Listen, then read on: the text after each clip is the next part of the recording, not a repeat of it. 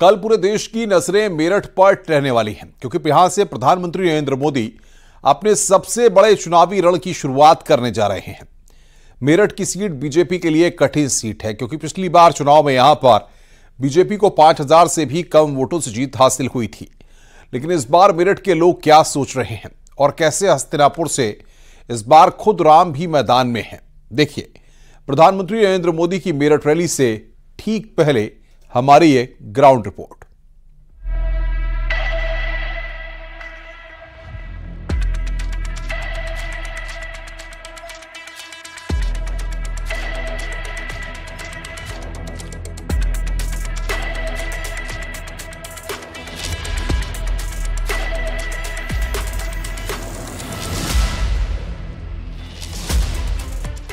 महाभारत की जंग भी हस्तिनापुर से शुरू होती है और यह संयोग की बात है कि साल 2024 में लोकसभा चुनाव की महाभारत में भी प्रधानमंत्री मोदी हस्तिनापुर से ही ताल ठोंकने जा रहे हैं।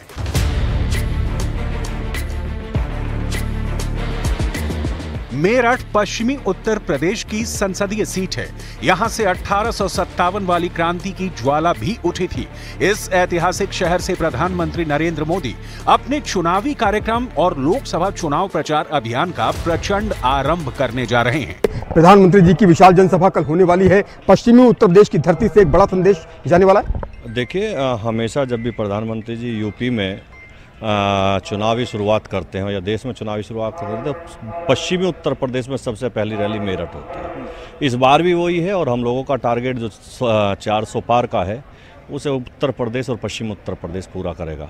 आप निश्चित समझिए कि कल की रैली के बाद भारतीय जनता पार्टी की उत्तर प्रदेश में 80 से 80 सीटें भारतीय जनता पार्टी जीत रही है, बाकी किसी का कोई मतलब नहीं है। रालोद और भाजपा की ज्वाइंट रैली होने जा रही है।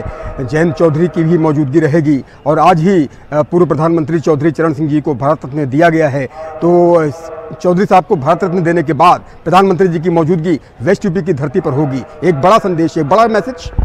देखिए, भारत रत्न की घोषणा भारतीय जनता पार्टी की सरकार ने और नरेंद्र मोदी जी ने बहुत दिन पहले की थी। ये तो सोच का विषय है। भारत रत्न की उपाधि चौधरी चरण सिंह जी को बहुत पहले देनी चाहिए थी।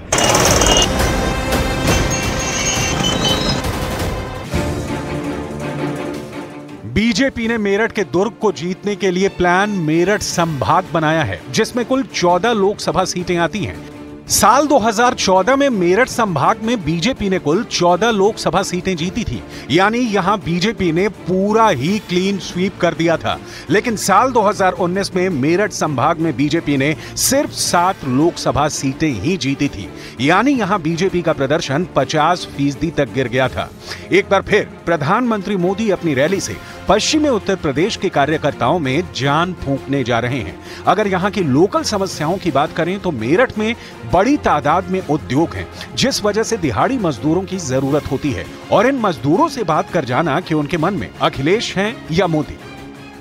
कि लगातार 3 बार से यहाँ पर जो सांसद हैं वो भी जीत रहे हैं, बीजेपी जीत रही है और अब तमाम तरीके की योजना है। तो कहीं ना कहीं यह लगता है कि आपको कुछ फायदा पहुँच रहा है आपके द्वारा। हम तो ये कहना चाहते हैं, हम सब भाई लोग खड़े हैं, उनके द्वारा सबकी मजदूरी बनी रहनी चाहिए। 600 रुपए कम से कम 600 रुपए झाड़ी होनी चाहिए। आदमी को रोजगार मिले, रोजगार मिलता है एक करके। मजदूर आदमी को रोजगार मिले और उसे परेशान ना करा जाए मजदूरी के हक में। कितना एक दिन की मजदूरी कितनी होती है? एक दिन की 500 साढ़े 500 रुपए। सरकार ने कितनी मजदूरी की जो रेट है वो तय कर रखी है? वो 600 रुपए कर रही है, लेकिन 550 ही मिलते, 500 ही मिलते हैं। बीजेपी को उम्मीद है कि 2019 के मुकाबले 2024 में बीजेपी का प्रदर्शन बेहतर होने जा रहा है, क्योंकि पश्चिम उत्तर प्रदेश में ताकत रखने वाली जयंत चौधरी की पार्टी आरएलडी से गठबंधन के बाद जाट वोटरों में कोई भी विभाजन अब नहीं होने जा रहा है। इस गठबंधन ने अखिलेश की पार्टी के लिए पश्चिम यूपी में बहुत बड़ी चुनौती खड़ी कर दी है। तरफ भारतीय जनता पार्टी का धुआंधार प्रचार चल रहा है, दूसरी तरफ समाजवादी पार्टी और इंडी गठबंधन में घमासान मचा हुआ है। कैसे देखते हैं इसको? ये वैचारिक रूप से ये लोग इनमें आपस में अंतर्विरोध है और गठबंधन के प्रति जिस प्रकार से कांग्रेस का इतिहास रहा है पूरे देश की जनता सब जानती है। समाजवादी पार्टी हो या कांग्रेस पार्टी हो, इनमें आपस में अंतर्विरोध है। समाजवादी पार्टी अभी तक यही नहीं तय कर पा रही कि कैंडिडेट कौन रहेगा कौन नहीं रहेगा। नामांकन के दिन तक असमंजस की स्थिति बनी रहती है। मुरादाबाद, रामपुर अनेकों टिकट बदले गए, तो कहीं ना कहीं ये अंतर्विरोध प्रदर्शित होता है। और कांग्रेस जो परंपरागत रूप से कहती है, कथाकथित रूप से हमारे रायबरेली और अमेठी गढ़ हैं, वहाँ तक प्रत्याशी घोषित नहीं कर पाई। पिछले चुनाव में मेरठ से राजेंद्र अग्रवाल बीजेपी के टिकट पर चुनाव जीत कर आए थे। यहाँ 2024 की रणनीति क्या है, राजेंद्र अग्रवाल से समझेंगे। लेकिन उससे पहले हम मेरठ की ब्रास बैंड मार्केट पहुंचे, जहां दुकानदारों ने सरकार के कामकाज पर अपनी राय दी है और वोट किस तरफ जाएगा ये संकेत भी कर दिया है। मेरठ का ब्रास बैंड देश के सबसे बड़े ब्रास बैंड मार्केट में से एक है और मेरे हाथ में जो इस वक्त आप ये देख रहे हैं, यह ब्रास बैंड पाइप है और मेरठ के इसी मार्केट से तैयार होकर ऐसी ब्रास बैंड जो पाइप्स हैं और उसके संबंधित जो इंस्ट्रूमेंट हैं वो देश भर में सप्लाई होते हैं। देखिए, ये छोटे ब्रास बैंड हैं, बड़े ब्रास बैंड हैं और ये मार्केट पूरी तरीके से जो कहते हैं कि हम पूरे देश का केंद्र है। ये हमारे साथ दुकानदार मौजूद हैं। सर, लोकसभा चुनाव है, हम इस वक्त मौजूद हैं देश के सबसे बड़े मार्केट में, ब्रास बैंड के मार्केट्स में। आपकी अपेक्षा क्या है? ये जो बीजेपी के ऊपर बताएं, ये जो बीजेपी सरकार है ये कहीं हद तक ठीक है, सरकारी सर है। इसके चलते लोगों का रोजगार बढ़ गया है और जो चोरी डकैती वगैरह शहर में हो रही थी, लूट वगैरह, ये नहीं हो पा रही है। तो इस पार्टी से जो किसी को दिक्कत हो रही है तो वो गलत इंसान को हो रही है। अपना मानना यह है कि ये कहीं हद तक पार्टी ठीक है। क्या आशा करते हैं, नया जब चुनाव होगा, जो प्रतिनिधि आएंगे, तो आपकी एक्सपेक्टेशन क्या है? सर, मेरी एक्सपेक्टेशन नहीं है, आगे वो में काम था, बढ़िया काम निकले और बढ़िया काम करा। जो भी सरकार बना गया वो काम निकाले हैं, टेंडर निकाले, ऑर्डर निकाले हमारे लिए भी। लॉकडाउन के बाद से काम बहुत हल्का हुआ है। वैसा लॉकडाउन के बाद से बहुत फर्क पड़ा काम पर। अब काम उठ नहीं पाया, पहले जैसा काम नहीं है, बहुत हल्का हुआ है काम। हल्के काम को उठाना एक चुनौती है? आप काम उठाना चुनौती है, काम से सब चीज़ है, रोजगार होगा, सब चीज़ होगी, वरना कुछ भी नहीं है। साल 2019 के लोकसभा चुनाव में मेरठ लोकसभा क्षेत्र में बहुत कड़ा मुकाबला हुआ था। यहां राजेंद्र अग्रवाल 5000 के वोट से भी कम अंतर से जीत पाए थे। राजेंद्र अग्रवाल को लोकसभा के स्पीकर की कुर्सी पर बैठते हुए देश लंबे समय से देखता रहा है। लेकिन इस बार बीजेपी ने यहां से राजेंद्र अग्रवाल का टिकट काटकर रामायण सीरियल में भगवान राम की भूमिका निभाने वाले अरुण गोविल को टिकट दिया है, जिनका जन्म भी मेरठ में ही हुआ था और जो मेरठ यूनिवर्सिटी के छात्र भी रहे थे। पूर्वांचल और अवध में तो स्वयं श्री राम का प्रभाव साक्षात है और पश्चिम यूपी में रामानंद सागर के सीरियल रामायण वाले राम अरुण गोविल का प्रभाव जमाने की पूरी तैयारी है। राजेंद्र अग्रवाल का टिकट इस बार कट गया है, लेकिन बीजेपी के लिए अब उनके मन में क्या है, आइए जानते हैं राजेंद्र अग्रवाल से। राजेंद्र अग्रवाल जी, पॉलिटिकल सर्कल में अब ये चर्चा है कि 3 बार के सांसद का टिकट कट गया है। जब मेहनत की, सब कुछ की, कब किसी और को ला दिया? नहीं, देखिए, ये हमेशा नेतृत्व का अपना एक उनका निर्णय होता है और मैं इस बात को मैं कहता भी हूँ और इस बात को मैं समझता भी हूँ कि हमारा जो नज़रिया है, हमारी जो दृष्टि है, वो कई बार स्थानीय स्तर की होती है, वो सीमित होती है। हम मेरठ की सोच पाते हैं, लेकिन हमारा जो प्रदेश का नेतृत्व है, केंद्र का नेतृत्व है, उसके सामने पूरा प्रदेश, पूरा देश होता है। अनेक प्रकार के समीकरण होते हैं, अनेक प्रकार की रणनीतियाँ होती हैं, तो अनेक प्रकार की अन्य बातें भी होती हैं, तो उसमें से निर्णय होते हैं। और मैं भाई 2009 में मुझको जो टिकट दिया, मुझको कौन जानता था, मुझको भी टिकट बदल करके मुझे दिया गया, पहले कोई और लड़ते थे। मेरठ में समाजवादी पार्टी भी ताकत रखती है, क्योंकि अगर यहां पर आबादी का समीकरण देखें तो यहां 65% हिंदू हैं और 36% मुस्लिम आबादी है। समाजवादी पार्टी को उम्मीद है कि मुस्लिम वोट एकजुट होकर एक मुश्त साइकिल को चुनेगा। विपक्ष के नेता होने के नाते मेरठ के राजनीतिक परिदृश्य को आप न्यूज़ 18 इंडिया को समझाइए। देखिए, अगर पोजीशन इतनी ठीक होती भारतीय जनता पार्टी की और इतना अच्छा होता तो कैंडिडेट बदला नहीं जाता और बाहर से कैंडिडेट नहीं लाया जाता।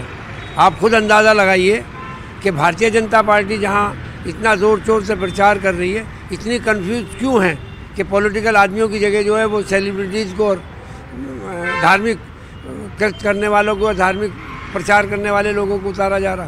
क्यों आखिर इतना कन्फ्यूजन किस बात से? आपने काम नहीं करे क्या? आपको अपने काम पे भरोसा नहीं है?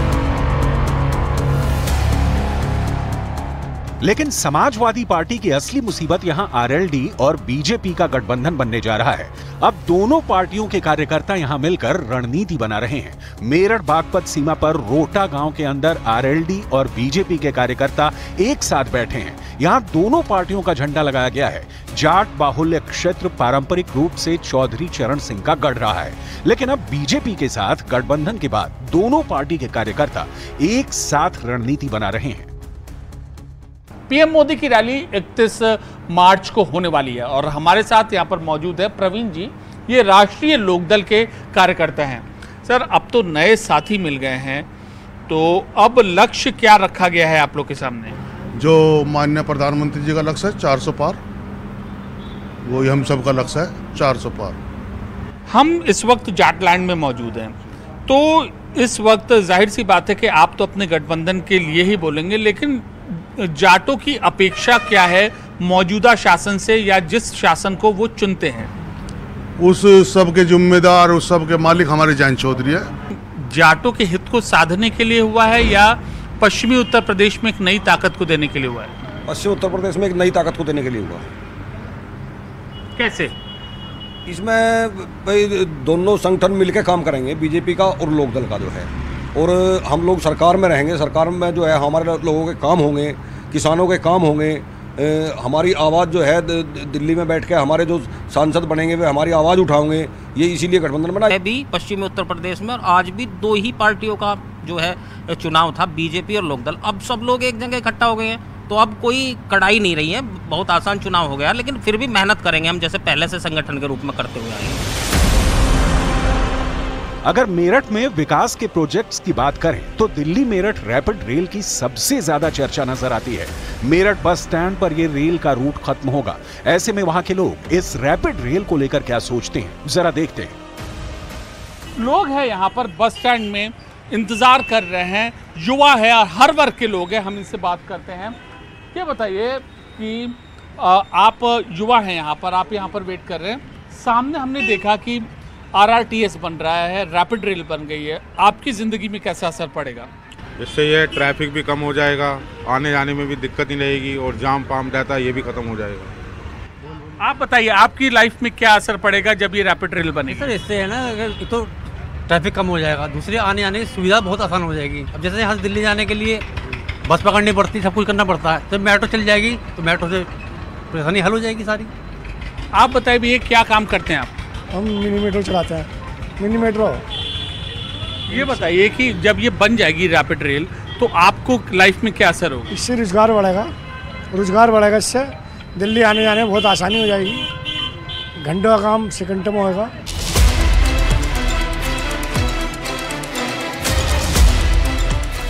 मेरठ की ऐतिहासिक धरती से प्रधानमंत्री नरेंद्र मोदी के चुनावी शंखनाद के कई मायने हैं।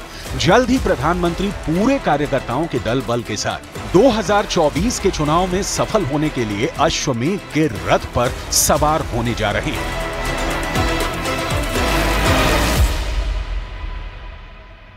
प्रधानमंत्री नरेंद्र मोदी 31 मार्च को पश्चिमी उत्तर प्रदेश की धरती से हुंकार भरेंगे।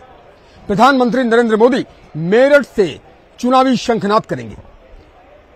प्रधानमंत्री नरेंद्र मोदी 31 मार्च को तकरीबन 2 बजे मेरठ पहुंचेंगे और विशाल जनसभा को संबोधित करेंगे।